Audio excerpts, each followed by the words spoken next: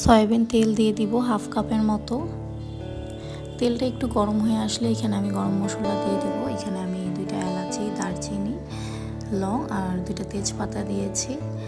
আর দিয়ে দিব পেঁয়াজ কুচি 1 কাপের মতো, আর দিয়ে দিব টমেটো কুচি।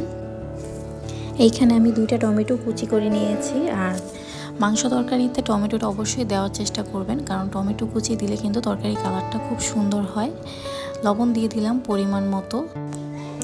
পেঁয়াজের মধ্যে প্রথমেই লবণটা দিয়ে দিলে পেঁয়াজটা খুব তাড়াতাড়ি নরম হয়ে যায়, এই কারণে আমি প্রথমেই লবণ দিয়ে দিই। আর এখন দিয়ে দিব আদা রসুন বাটা 2 চা চামচ, হলুদের গুঁড়া 2 চা চামচ, মরিচের গুঁড়া দিয়ে দিলাম 2 চা চামচ, আর দিয়ে দিব ধনিয়ার গুঁড়া 1 চা চামচ, গরম মশলার গুঁড়া 2 চা চামচ, আর আমি এখানে জিরার গুঁড়াও দিয়ে দিয়েছি 1 চা চামচ। সামান্য একটু পানি দিয়ে মশলাটা ভালো মতো কষিয়ে নিব। গরুর মাংসের ক্ষেত্রে মশলা খুব বেশি না কষালেও হয়। 4 থেকে 5 মিনিট কষিয়ে নিলেই হবে। উপরে তেল উঠে আসলে আমরা গরুর মাংসগুলো দিয়ে দিব। গরুর মাংসগুলো আমি আগেই কেটে ধুয়ে রেখেছিলাম। মাংসগুলোকে খুব ভালো মতো নেড়ে চেড়ে মশলার সাথে মিশিয়ে বেশ কিছুক্ষণ কষিয়ে নিতে হবে। এই মুহূর্তে পানি দেওয়ার কোনো প্রয়োজন নেই। মাংস থেকে যে পানি উঠবে সেই পানি দিয়ে আমরা ভালো মতো মশলাটাকে কষিয়ে নিব। এর মাঝখানে 2-3 বার ঢাকনা উঠিয়ে কিন্তু মাংসগুলো নেড়ে চেড়ে দিতে হবে, না হলে নিচে লেগে যাওয়ার সম্ভাবনা থাকে।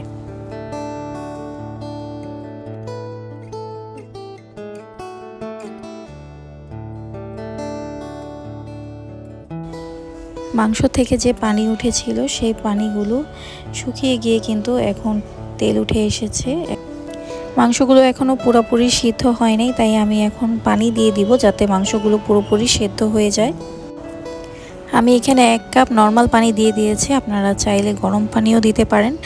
আর ফুটানো গরম পানি দিলে কিন্তু গরু মাংসটা খুব তাড়াতাড়ি সিদ্ধ হয়ে যাবে।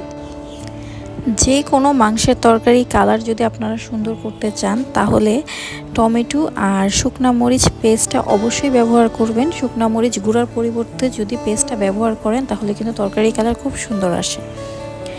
মাংসটা সিদ্ধ হয়ে আসলে আমি এখন কেটে রাখা আলুগুলো দিয়ে দিব। মিষ্টি কুমড়ার সাথে আলু আমাদের বাসায় সবাই খুবই পছন্দ করে, তাই আমি আলুটা সবসময় বেশি করে দেওয়ার চেষ্টা করি।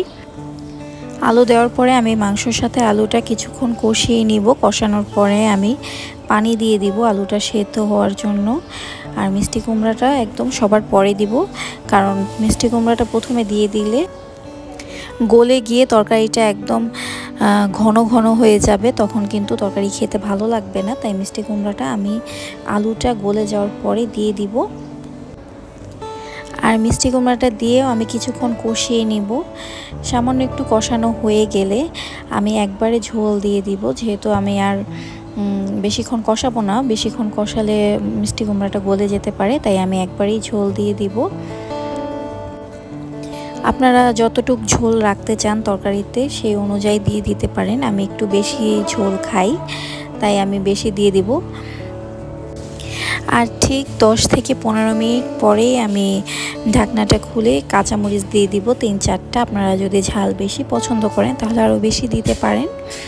কাঁচামরিচ দেওয়ার পরে আমি এখানে দিয়ে দিব ভাজা জিরার গুঁড়া। ভাজা জিরার গুঁড়া দিয়ে আমি চুলাটা বন্ধ করে কিছুক্ষণ ঢাকনা দিয়ে ঢেকে রেখে দিলেই এরকম খুব সুন্দর একটা কালার চলে আসবে। আর আমার ভিডিওটি শেষ পর্যন্ত দেখার জন্য আপনাদেরকে অসংখ্য ধন্যবাদ।